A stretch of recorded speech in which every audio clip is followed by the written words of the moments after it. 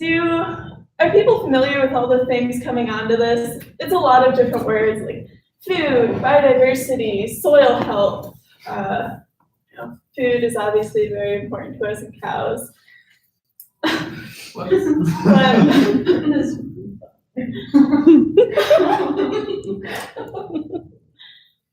there other things considered like politics that might go into food? Bees, pollinators are good, right? Apple farms use a lot of pesticides. We have to transport food, so farms, that's what someone's going for. Alright, anyway, a lot goes into food. We could make this web extremely large with all the emojis that we ever wanted. And trying to connect all those things would be really hard. Oh, it's not a % web. So, a lot relates to agriculture, especially if you're trying to think of sustainable agriculture, local agriculture, agriculture as an industry and a commercial thing. It's just not possible to try to summarize into a presentation. So this is meant to be a very broad and brief overview to get you thinking about some of the concepts that you could potentially go and find on your own too. But I have no idea what this says, but the main idea is if you tried to connect everything that agriculture has to do with, it'd look like a mess. It'd be very difficult to try to conceptualize and understand it all, but to really simplify it, you raise cattle, livestock, and you have crops. You grow vegetables, you grow corn, various things, and that's neglecting all the various other things that would go along with those, to be the consumer and the farmer. But we're just looking at these things. There's some of the main things you might think of are factory farms that go along with raising livestock, use of hormones and antibiotics, the greenhouse gas emissions, methane from cows shitting, essentially. So some of these negative connotations that we have with these things, pesticide use for crops, subsidies, commodities, which subsidies and commodities is essentially funding for certain types of crops like corn and soybean, which leads to monocropping. So only having one crop in a field, which ends up degrading soil health and decreasing biodiversity overall. Irrigation, water use for crops, also water use for animals is huge, and fertilizers. So a lot of these have negative connotations, and essentially the main reason we do a lot of this is for yield. We want the most out of our field to be able to feed our growing population. But we are doing things to try to reduce the need for pesticides, because pesticides also have a cost, and commonly, oh, you use pesticides, we don't want your food. So now there's techniques for precision agriculture, using robots to specify where you're going to use the herbicides and pesticides so that you can reduce how much you need to use them. Even with utilizing commodities. So you have a full corn stock. Corn is one of the largest subsidies in the US. And full corn stock, your corn's yay big. So what do you do with the full corn stock? Well, there's new developments focused on bioplastics, using these biomass materials for other things. So we're working towards making our more commercial and industrial agricultural system more sustainable, but in general, there's a lot of negative connotations. And one of the highlighted things with the meat and dairy industry is greenhouse gas emissions, which is apparently, in 2016, we emitted more greenhouse gas emissions than Germany, which is pretty crazy, but agriculture is a huge contributor to these emissions. But that's not just from cattle and how we release carbon back to the atmosphere. So that's where application for management can actually suppress the carbon and bring it back into the system. So this isn't to say that agricultural practices is bad or certain ones are bad, but to say that there is methods that we can take to do things better, more efficiently, properly. So, what's the deal with that? think about chemical use. So bad connotations with, oh, how is this residue on my apple going to impact my health? Does it have health implications? But the thing we want to consider is how is farming managed? Organic, like any other thing, is regulated. So farms can get by with doing the bare minimum regulation. A cow gets this much pasture. If you're concerned about organic from the ethical side of, oh, I want these animals and chickens to be free range and happy, so I'll get organic. But organic only constrains a certain square foot for said animals. So if you start diving into actually knowing what a farmer is doing for practices, you can see the visual that it doesn't have to have a certain label on it to make a difference. And if you are considering comparing organic and avoiding chemicals, the main point of organic and avoiding chemicals is using practices so that you don't have to use them. So integrated pest management is something that organic farmers use to create a field and an ecosystem on their farm so that they don't have to sacrifice yield to use chemicals. So crop rotations, understanding soil health, those are all things that can reduce the amount of pests that you have.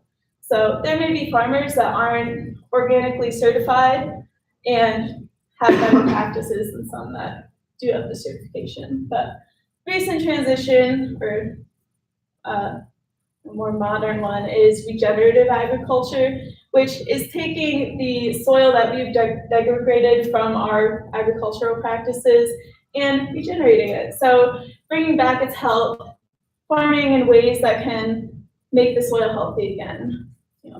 Bring back carbon matter, organic matter, and essentially sequester carbon in that too. So back to the labeling. You don't have to just buy it because it says organic or natural. There's a lot of buzzwords associated with agriculture, like what we were putting in the word cloud. There's things that make you think of like, oh, this must be sustainable because it's packaged in something green. Questioning it is really important. Grass-fed versus grass-finished. Grass-finished means it was raised on a factory farm for the last week before they slaughtered it. It was on grass. So makes you feel good, right? But grass-fed usually goes to the long term. But things like natural, grass-finished, and grass-fed, those don't have actual regulations to them. They're more buzzwords to make you think that, the way your food is sourced in a certain way is more sustainable or not.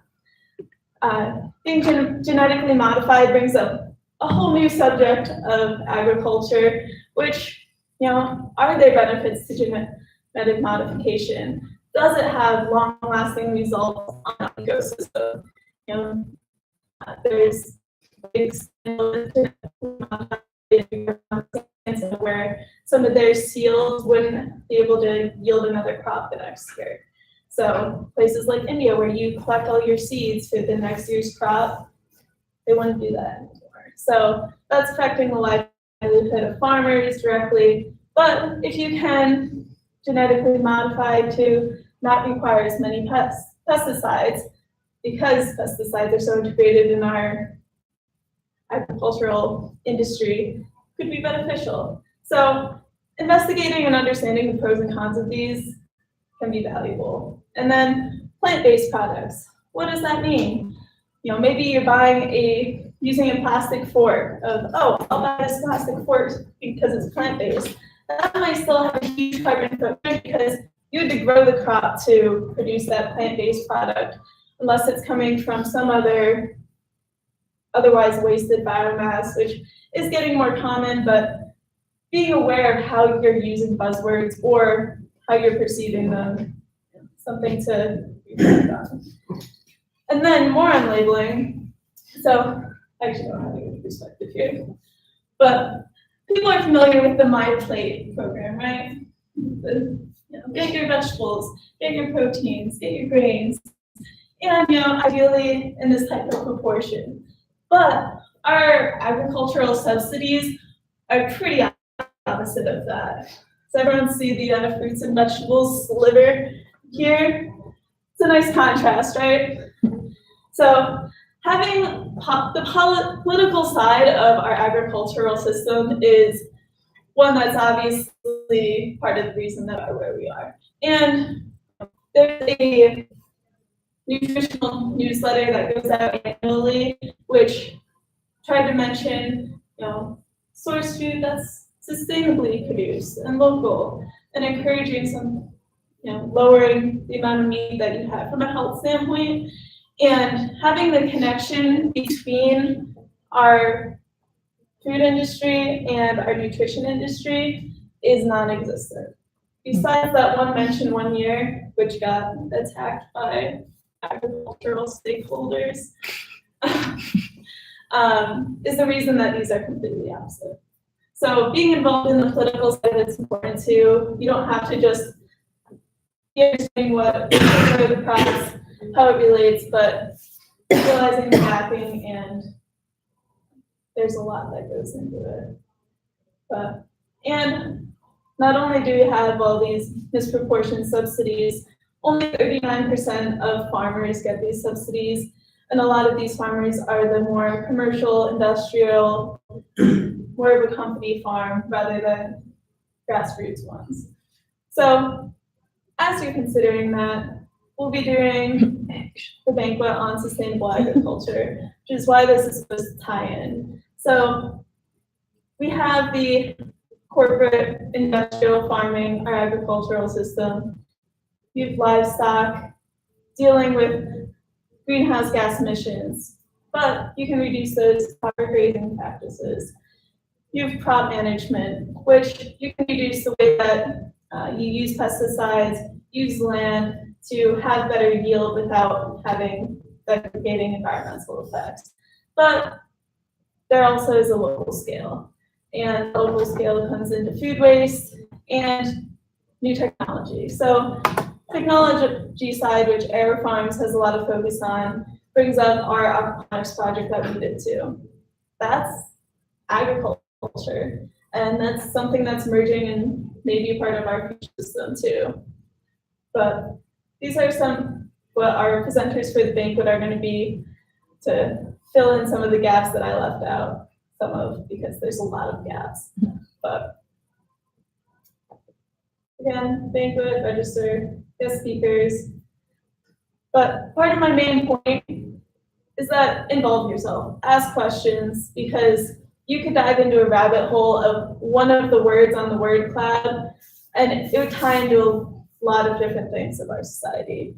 So one idea, attend the banquet, get perspective and understanding on things. GIS seminars, there was a seminar today on agricultural foods, and they're interesting, they add perspective. And then even just in what you see every day, social media, news, those influence our perspective one way or another. So consider, these are just ideas of things that you could follow on LinkedIn that would give you other perspectives to fill you in on different topics you might be interested in. But any questions, or do we want to have a discussion on anything more in depth? Just out of curiosity, could you raise your hand if you already have tickets to the banquet? Excellent. Okay. Anybody who didn't raise their hand, please consider doing so. We're going to learn an awful lot over there, and we're going to be presenting all of the projects that we're working on this semester. Really cool. Here's putting together. And UB has 10 tickets right now. I think we have 12, but if UB has more ESW members than we do, it's gonna sad, right? But either way, any other questions, or I'm more than happy to go into detail on another topic. Or we could go back to the word cloud. I want to know your opinion on how students can get involved politically on this kind of stuff. Politically. I mean, beyond just starting to understand the beast that is our agricultural system, you can go to conferences. The Farm Bill was updated recently, and that's something that it's hard to realization. Because even a lot of politicians, if you vote, you definitely should. It's a great way to involve politically, but not a lot of politicians necessarily directly address the farm bill. It's a very unspoken topic. I don't have a good answer to that.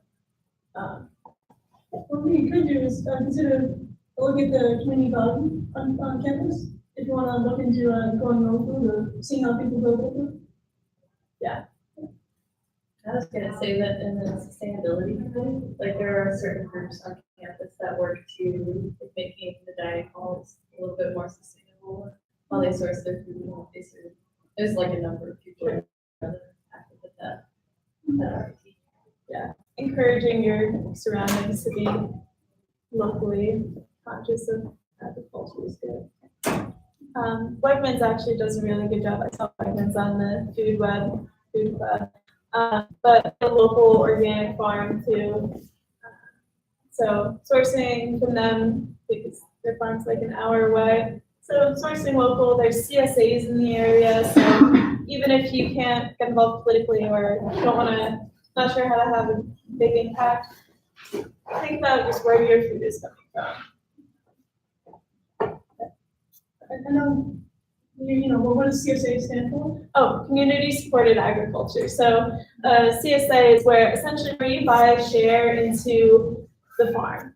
So when a season is starting, so here this summer, you can buy, say, put in $100, and each week of the summer, you'll get a box full of vegetables or whatever that farmer has to offer. So it's also a safety net for the farmer. So if it's a bad year for yield, there's a flood, there's miscellaneous thing that could happen. The farmer isn't absorbing the full risk of that, and they can stay in business longer, and you're helping support that.